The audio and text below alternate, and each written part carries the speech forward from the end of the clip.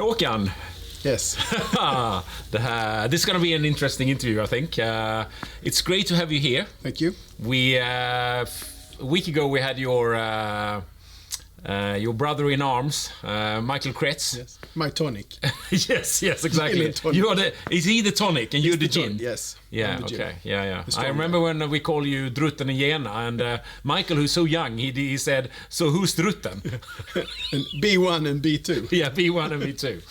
But that's I know you worked hard together, and you just like Michael, you were part of this from the very, very start, weren't you? Yes. We actually it was 10 years ago, we had a meeting with Paul Kronholm. Yes, and, the one and only. And I was told there's a guy coming to the office and he's got a bright idea. And I said, not another one. Yeah. And actually, I was about to skip the meeting, but Michael dragged me in and sat down, and in the room came Paul. Yeah. And I fell in love with him from the first second. He was bright. He had some fantastic ideas. What was his ideas then? Because they were not into gestures when you came in. No, it was actually, this was 10 years ago, and we were talking about building an engine for advertising. Oh, yeah. So when you walk through the city, the different stores could send you messages. So if it was raining, you could get from the umbrella store. If it was sun, you can get from the ice cream store.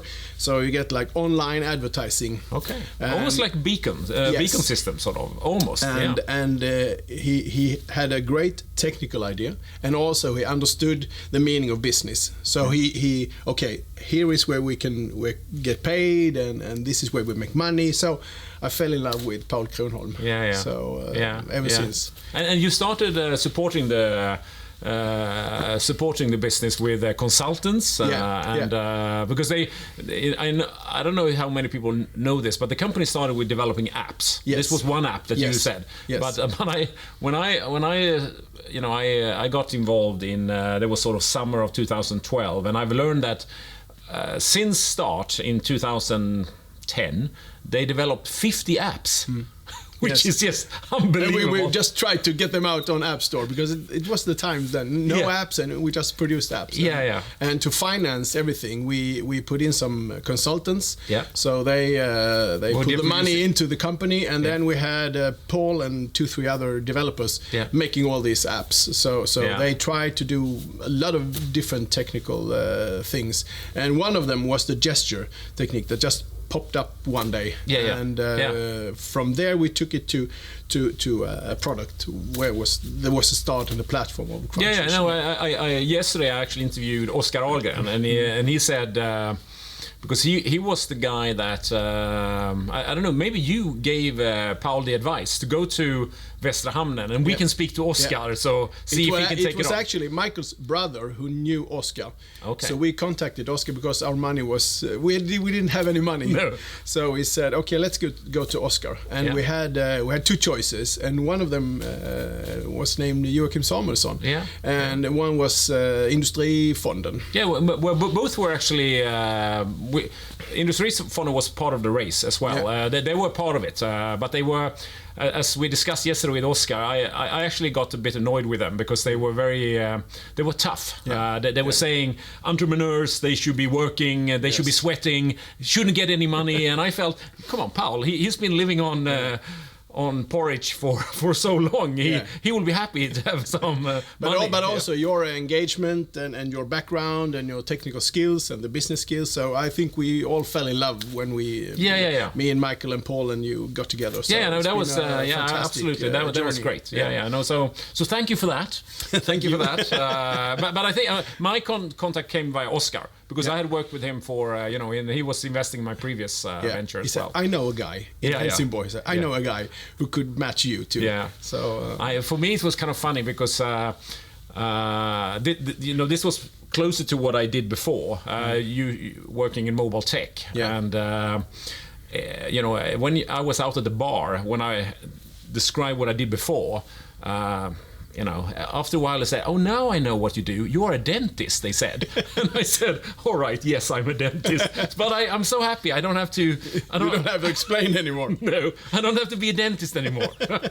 So I'm happy with that. So But that was a great journey. And we went to England and we met Senström. Oh yeah. We went to a convent. Skype, Niklas Enström. Yes, and it was very early in the gesture technique, and he grabbed the phone, and Paul was very, very excited, and it didn't work technically. Oh. And he tried to swipe a page, and it worked. And he said, "Okay, this is no use." And he put the phone down and he went. Okay. So he said, "Why don't you swipe on the glass? Why do you have to swipe in the air?" So and that's we certainly have felt that for a while. You know, that gesture control on a mobile phone with touchscreen became a little bit of a nice to have. Yeah. Great with our GoCam application that we put on App Store, that you can take photos from a distance. Yeah. Great for that, but it's it was still a nice to have until we found basically AR. Because all of a sudden you don't have a screen, and the hands are good to control what's going on. I think it's fantastic, and I just hope that the environment around that and the glasses will reach the market soon. In some previous interviews I've asked people that do you believe that these AR glasses will replace the mobile phone as the central personal device? And so far everybody said yes. Yeah, I think so too. So another one. That's great, Håkan.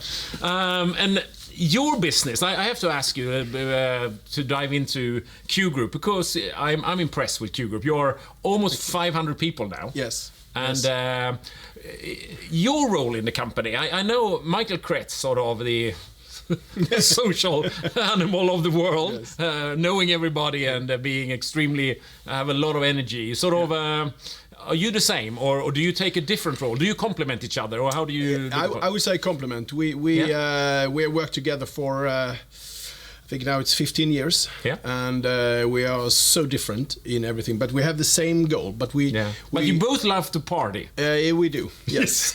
I think we party the same way, but when we work together, we have the same vision and the same goals of what to do things, but we have different approaches. I think I'm a little bit more engineering. I'm a blue person. Structure. I would say that. Michael's got all these fantastic ideas. He's a yellow person. He's very yellow. And he's got an enormous drive and enormous entrepreneurship. So he comes up with fantastic ideas that I would never have thought of.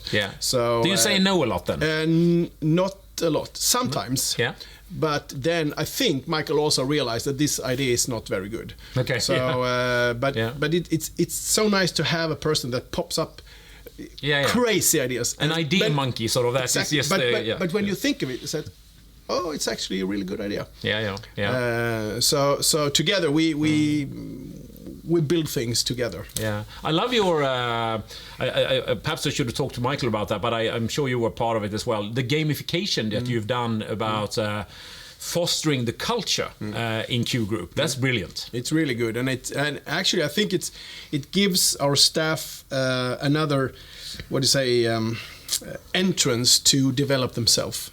Because I think everyone thinks it's very boring to develop themselves, but now they get like a ladder to walk step by step every day, and you find new things, and it's a win-win situation. And that's because I remember when you launched that a few years back. But is that still on? You still have merchandise that they can earn if they do. And Michael climb the ladder. Is the driver, and he finds new stuff, and now it's web-based. From the beginning, we said, we are an IT company, but we do this. We had a book. We had a physical book in paper, but it didn't work out because it was cumbersome. So now it's all sort of an application on the web. Much better now. So all the managers can see what all the consultants do every day, and they tick boxes and they get rewards all the time. And so Michael is really driving the quest in a I think that's the name of it, the quest. The quest is have you thought of selling it to?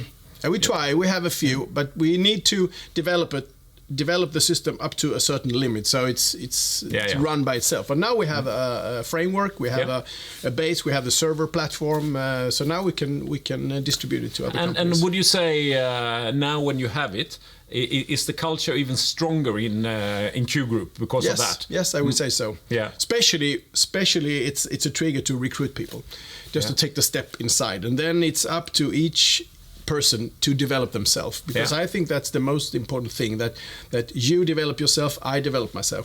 We have a responsibility to develop ourselves, sort of self-drive, and we contribute to this by handing them the tool. So if they have the tool and the knowledge that they can do everything themselves, so a few people, they rush away, and some others do it in a more slowly way, but in their own way. So it's something you do every day. You have to do something small every day. It's much better than to do one big step once a year. Then you do small steps every day. So you keep cultivating, living the culture. And put some water on it. No, that's good. That's good. When Mikael was here last week, he talked about 2 new companies. I don't know, do you know how many companies do you now have in the group? I normally say 28, but I think we are 30 now. 30. Yeah. And is it always in a unique technical area you start that company, or do you have, in say something, you have actually 3 companies who do more or less the same thing but in different geographic, or how is it sort of, how do you view the group? 30 is a lot. So 30 is a lot, but we are very opportunistic. So when we find people we like, we say, okay, would you like to work with us? And then we exploit the competence within that person and say, okay. What is your background and your platform? Okay, this is cloud-based. Okay, do cloud-based, or is it embedded? Then you do embedded. So you start with a person, and you develop the company around that person and his contacts and his skills, sort of. Yeah, the last company now is, or actually the last 2 companies. Is one in Oslo, Karina, a fantastic woman, and she will be too bad with the virus now because she's locked in for the first 2 months now. I talked to a Norwegian who's on the board, Susanne. Yeah. And she said that she's hoping that they will start lifting this strict quarantine in. Now they have the kids. Now they can go to. A little bit better now. Yeah. And the other one is also a woman from Gothenburg. She played in the national team in handball. She did Olympics. She's been a professional player. Fantastic mindset. Maybe she has played Susanne then in Norway, because she's played on a Norwegian. I know that. Yeah. We have to check that. Yeah.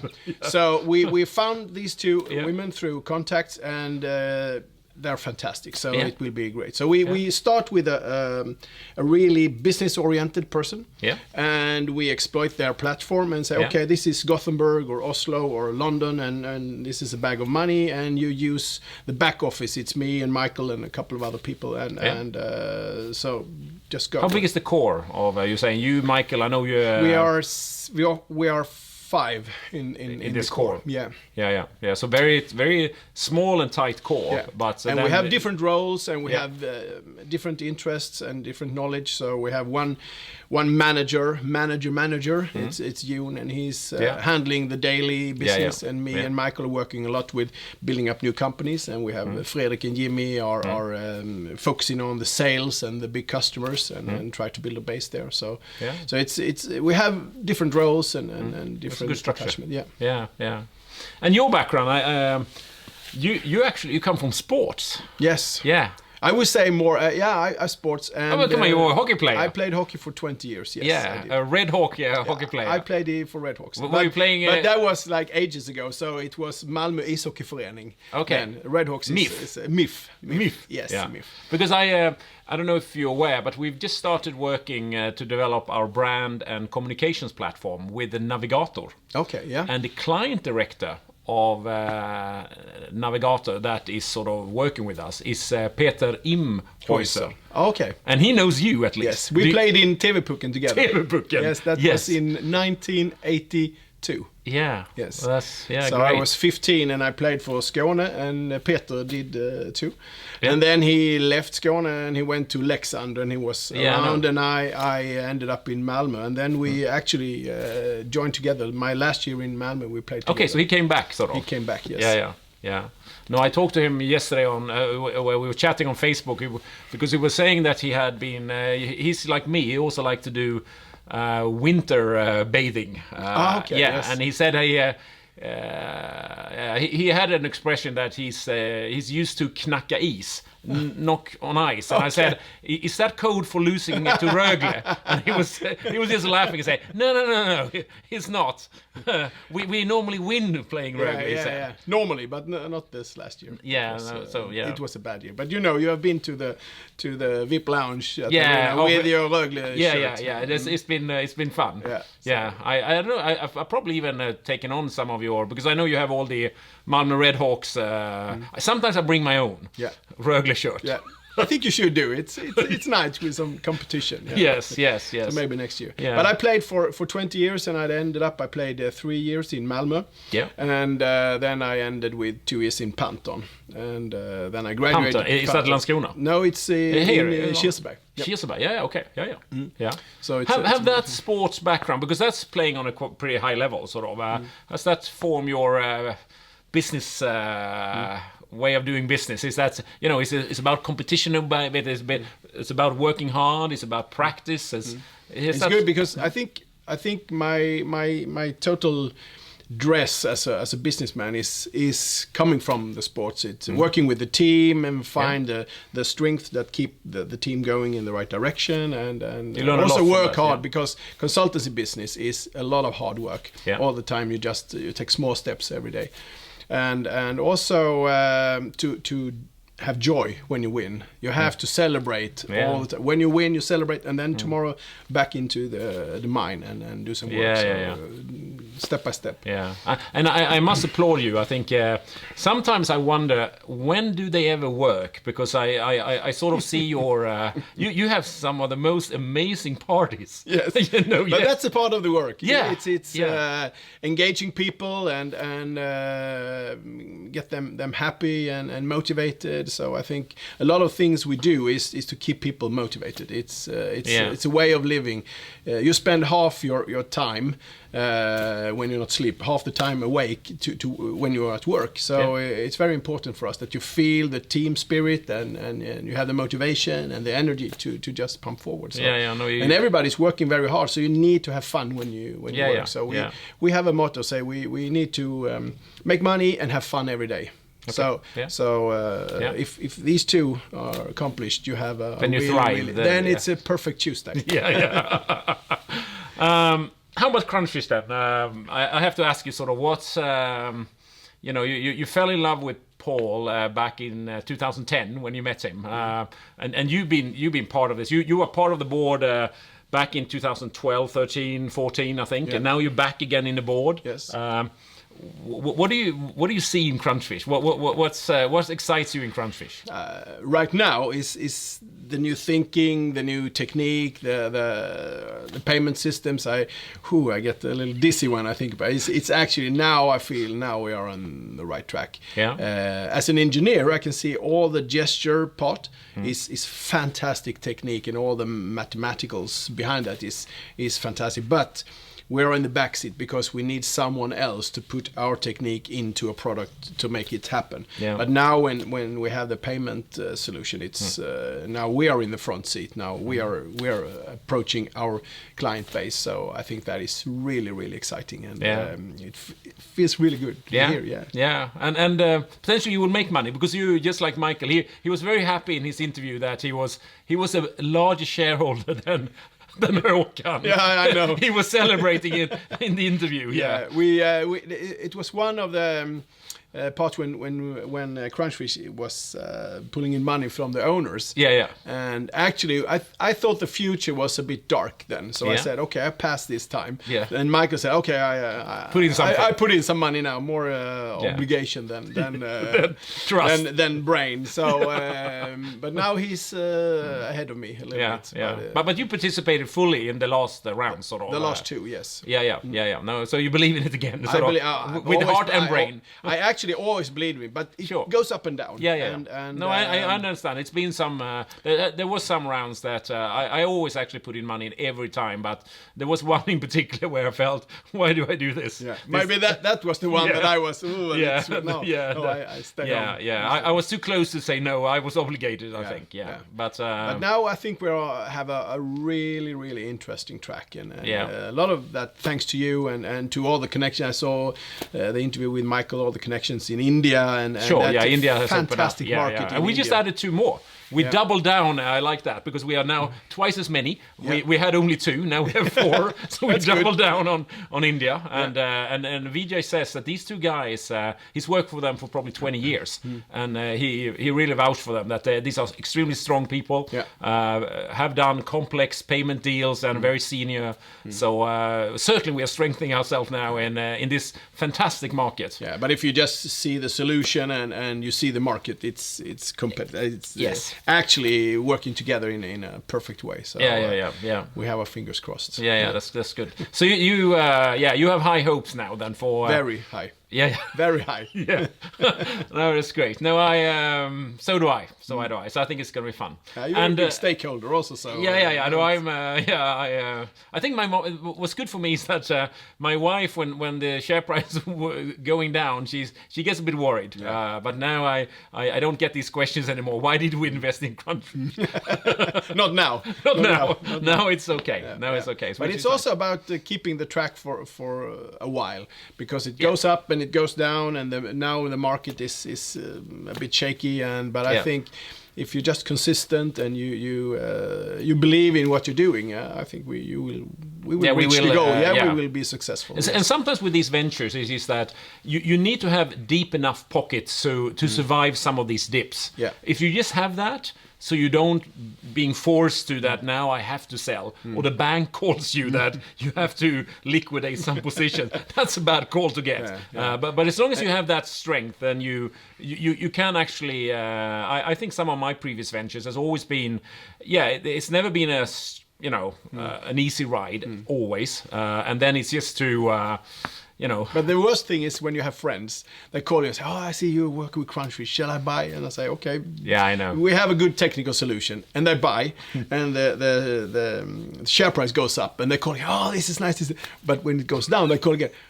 What are you doing? What is happening? And they call all the time, and they ask all the time, what shall we do? Shall we buy? Shall we sell? What is happening? And nothing actually happens. It's the market goes up and it goes down. No, I've got those calls. Crunchfish is the worst investments I've ever done in my life, and it's never. But what can you say? Well, come on.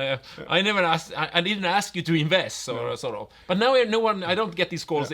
But my mother, she owns some shares, and she also invested in this last round. And she called me, and I said, I can't say anything. You have to make this decision for yourself.